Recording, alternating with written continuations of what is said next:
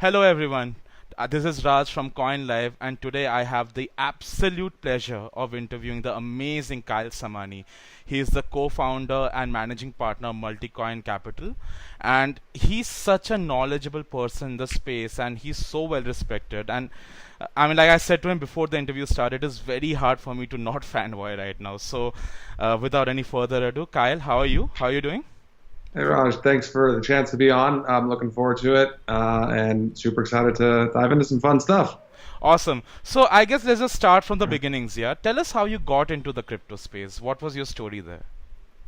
Yeah, so I started my last company in 2013. It was called Pristine, Mm-hmm. and Pristine built software for Google Glass for use by surgeons. The consumer applications for Glass never really took off, but there were a lot of interesting enterprise applications for people who have a very hands-on job. And so our company kind of pioneered all the technologies for surgeons. That was going pretty well until Google kind of pulled the plug on the Glass project, at which point I had a lot of problems. Ultimately, ended up the company was ultimately acquired, and I found myself unemployed in January of 2016. Uh, I spent about 2 months playing video games, and then I discovered Ethereum in March of 2016, and I thought Ethereum was the most compelling piece of technology I'd ever seen. I was drawn kind of to two things. The first was that Google had pulled the rug out from under me with Glass, and so I had felt the pain of platform risk. And so I was very drawn to the fact that, here's a platform where no one can pull the rug out from under me. The second thing that really got me excited about Ethereum was when I realized that just as every single business on the planet is a database with people on top of it, I came to the realization that every single financial institution will be a smart contract with people on top of it. And when that kind of like clicked, I realized I was like, this Ethereum thing seems really important. And so that's kind of how I got excited about crypto. And then over the course of 2016, I just started learning. I dove really deep in the history of Bitcoin, deep in the history of Ethereum, started getting involved in some of the earlier 2016 projects. And by kind of spring of 2017, I realized I couldn't think about anything other than crypto. I'd been investing with my own capital, over the course of 16. Obviously, the market had done well. And so by spring of 17, I just said, okay, I need to do this professionally. So I made a decision in May of 2017 to launch a fund. The fund went live on August 1st. Okay, that's amazing. So going on from that question, tell us about Multicoin Capital. For our audience who doesn't know anything on Multicoin Capital, how would you describe it to them? Multicoin Capital is a hedge fund. We invest exclusively in cryptocurrencies. So obviously Bitcoin and Ether, but really we spend most of our time on other stuff. Our investors look to us basically to kind of figure out, what are going to be the promising technologies of the future, and then to allocate capital accordingly and manage risk. So, how does Multicoin Capital choose a project? What is the thinking that goes on behind finding these coins? Can you give us a peek into how the thinking process works? Sure. So the first question we always ask whenever we evaluate a new technology is this need to be enabled by blockchain? And so there's kind of three fundamental characteristics of blockchains, and if the thing being proposed does not require one of those three, then it doesn't need a blockchain at all. And those three characteristics are permissionlessness, trustlessness, and censorship resistance. And so whenever we look at something new, we always ask ourselves, okay, which of those three, or maybe multiple of those, does this thing really employ? From there, if it kind of says, okay, maybe this thing needs a blockchain to solve the problem, then we start doing kind of traditional venture capital style due diligence. So what's the problem? What's the solution? What's the team? If it works, how big is the market? How valuable can this thing be? So kind of pretty standard venture VC style analysis. Obviously, we'll look a lot of competitive analysis, both of centralized solutions and decentralized crypto solutions. Understand kind of competitive dynamics. And then from there, if we're kind of excited about the vision, then the question is just position sizing within our portfolio. So it's kind of the steps we run through for a given project. I'd say if that has to happen in an accelerated time span, typically that happens over the course of a couple weeks. Most of the time that happens more slowly than that. Okay. So you recently tweeted about your EOS Multicoin report that you just made, right? You said it was the most detailed analysis report you've ever done. So seeing that so many developments are going on with EOS and they're about to launch and everything like that, so what are your thoughts on the project? I'm really excited about EOS. I think EOS could have a 2018 like Ethereum had in 2017. Um, like I got into Ethereum about 2 years ago. Ethereum is what drew me into crypto. In kind of the earlier times, I was getting into crypto. I didn't even really fully understand the scalability challenges or the latency challenges associated with the kind of network topology that Ethereum employs. And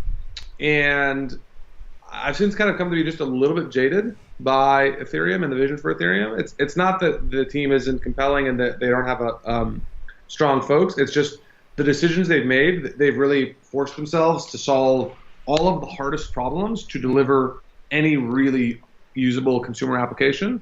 And it's been 2 years and I'm a little bit impatient and I want people to build stuff today. Right. And so I'm really excited about EOS because first, they're the first really viable competitor to Ethereum. But second, the team is just really pragmatic on being a development platform for developers. And so they're making a lot of decisions that will make the system much more usable for application developers.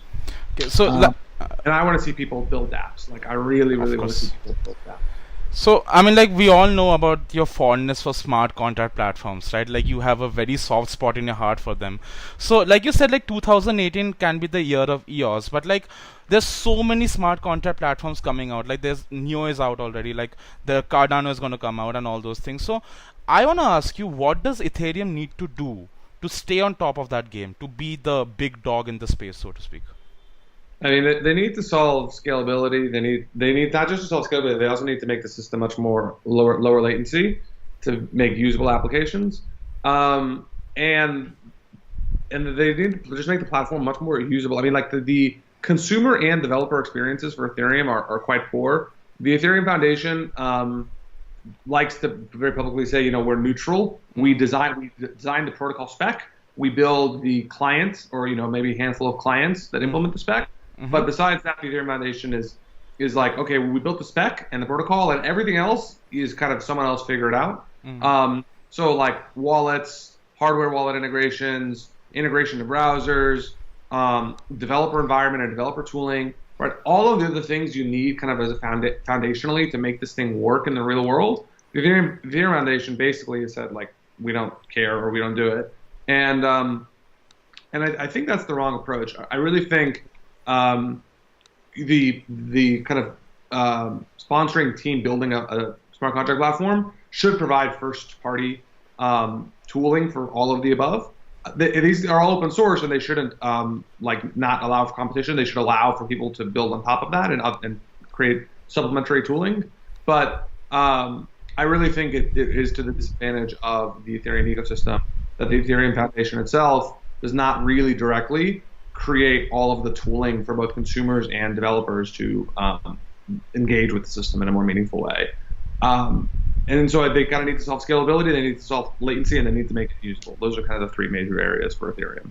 Okay, so my next question is a little more topical. I mean, like, we have all heard about the Warren Buffett and Bill Gates criticism for cryptocurrencies, and all the ad bans that cryptocurrency has faced from Facebook and all these places. So how much of it is going to be a setback for cryptocurrencies when it comes to general market sentiment and all that? I don't think the market seems to care. It was pretty obvious, like even before Warren Buffett made comments about Bitcoin specifically, it was pretty clear he was never going to support it. Warren Buffett has publicly stated for years, right, that gold is worthless, and like he tells a nice little story. His story is gold is stupid. You take all the gold in the world, it's like 68 feet cubed, and like you put it there, and like it just sits there and it doesn't do anything. Why, it doesn't produce any cash flows. Like, why is this valuable? Right. So that's kind of the Warren Buffett view of the world. On the other hand, the like Austrian economist, libertarian view of the world is governments are evil and they print money and don't reduce my purchasing power, and so they like gold for that reason. Buffett was very clearly never going to buy into the crypto story for kind of that basic reason. With Gates, I think his point of his view of the world is more oriented around, right, it's his job. He works with governments to try and deliver solutions to help in his philanthropic endeavors. And I suspect he sees crypto as something that's going to challenge governments, that in the short run will actually create more problems, which is probably true. and so it's kind of works against his goals and aims, which is to deliver humanitarian benefits in places that need philanthropic help. So that's my guess and kind of what Gates' motivation is. Buffett's was clear long before Bitcoin was. Right. Now, I'm going to ask you two questions about a thesis that got me introduced to your work, and it was about token velocity. So, for our audience, like, how would you describe token velocity, and how does it affect the supply and demand in the crypto space?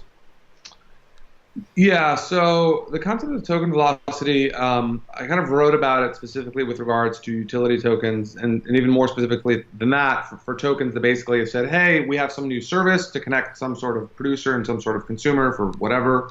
And in order for these two parties to transact, they need to use some new token. And I'm just going to call that a proprietary payment token in order to do business. That concept is not in and of itself wrong. It just will not lend itself towards the token capturing value and increasing in price. And so the basic problem is, I'm going to use ticketing as an example, like buying tickets to like a concert. Of course. So if you have, let's say, some ether sitting in your wallet, you want to buy, there's some service that is like for music venues to like sell concert tickets. They have their own token. So you convert your ether into this proprietary payment token to pay for the concert tickets. Then you use those tokens to actually pay for the concert tickets. You get the tickets. Now the venue has received your payment in that proprietary token, and then the venue takes those tokens and converts them back into ether. And that whole process can happen in like 5 or 10 seconds. Right. That can be very fast. And so the problem is, right, like if that happens, then your token, that proprietary payment token, won't capture any value. You could increase transactional throughput through the system very substantially, but there's no reason that if no one actually holds the token, then you could just increase the turnover of the token such that it doesn't actually capture any value. And so that's kind of the real challenge for most of the utility tokens, is the kind of the problem with this proprietary payment concept. Okay, so how will you reduce the token velocity?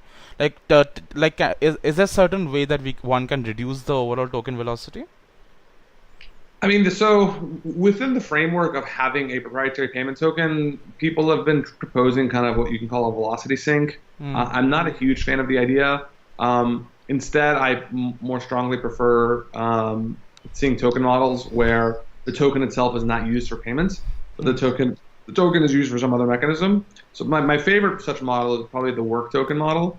So the work token model is one. Augur is really kind of the pioneer here, but we're seeing more teams like Keep and LivePeer, the Graph, and others are starting to employ this model as well. This model in particular lends itself for people providing some sort of cloud service. And the kind of idea here is, you need a computer somewhere to agree to do work for this network. But you need to make sure that like the person performing the work, you need to make sure that like if they don't perform the work correctly, if they go offline, if they start returning bad data or something, right? You need some sort of way to penalize them. And so basically you require in these systems that the producer or the supply side of the network needs to post up some sort of a bond or deposit. And then in exchange for posting up that bond or deposit, they receive the right to perform work for the network. And then that producer will get paid in ether, basically, or some sort of other like money token. Right. And the good thing about that model is the velocity problem goes away, because now the kind of the utility token can be valued as a function of cash flows, which makes it you can value it using a DCF basically, or a discounted cash flow model, which is very straightforward and understood.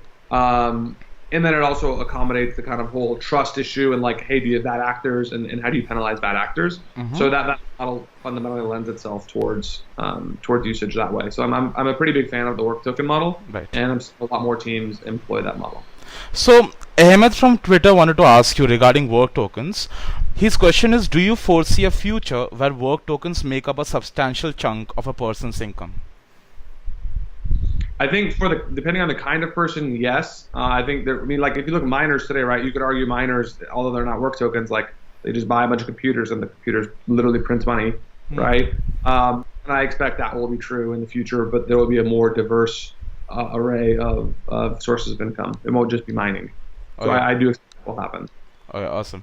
So there was this one thing that you talked about in your like prior interviews, but it was such an interesting topic. I wanted you to talk about it to our audience as well.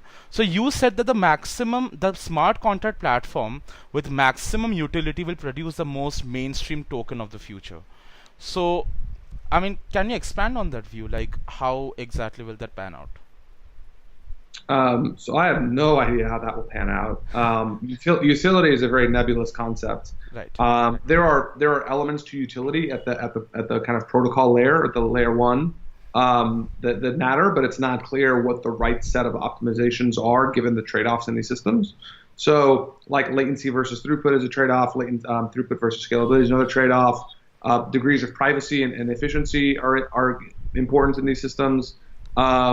How expressive is the underlying platform? How many opportunities are there for there to be bugs? How important is it that you formally verify these systems? Right. So there's all of these governance, certainly kind of explicit on-chain governance versus less formal off-chain governance. There's a lot of variables here in these systems, and these aren't like features. Like these are just like questions of like what do you care about in designing the system? And I have no idea what the right set of trade-offs are in this. I can tell you today we are betting on any viable, credible smart contract platform with the intention that at some point we will narrow our bets in the future. But right now, we claim to have no understanding or ability to forecast who the winners will be and why they'll be the winners. And so we want to maximize our rate of learning. And so we invest early with these teams, get to know them, work with them closely, understand who's building on top of them, understand the challenges that those developers are having. And then over time, we will narrow our bets. But it's it's very early, and like a lot of questions are still unanswered. Of course. So, Kyle, we're going to wrap up this interview with the two standard questions that we ask all our guests. First and foremost, can you name someone in the crypto space that you admire a lot and would like to see us interview next? I mean, there's a lot of people in the space I admire. I'm a big fan of Linda, a big fan of Catherine Hahn from Coinbase, Linda from Scalar. Love Chris Berninsky and all the work they do. Big fan of Derek and the guys over at Blockchain Capital. Two-Bit Idiot, Ryan Selkis. Big fan of Ryan's. A lot of people in the space. I'm happy to recommend anyone. That's amazing. Thank you so much for doing that. And one last question to our audience, who's like, any parting words that you want to give them?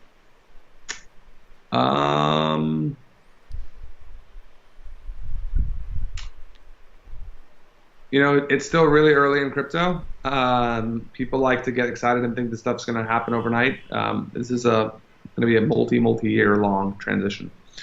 So be patient along the way. Try not to get too caught up in the daily price fluctuations. Thank you so much. Wise words from wise man. Thank you so much, Kyle, for doing this interview. It was a pleasure, like, hosting this for you. Thank you so much. Hey, Raj. Glad to have been part of it. Thanks so much for having me on. Yeah.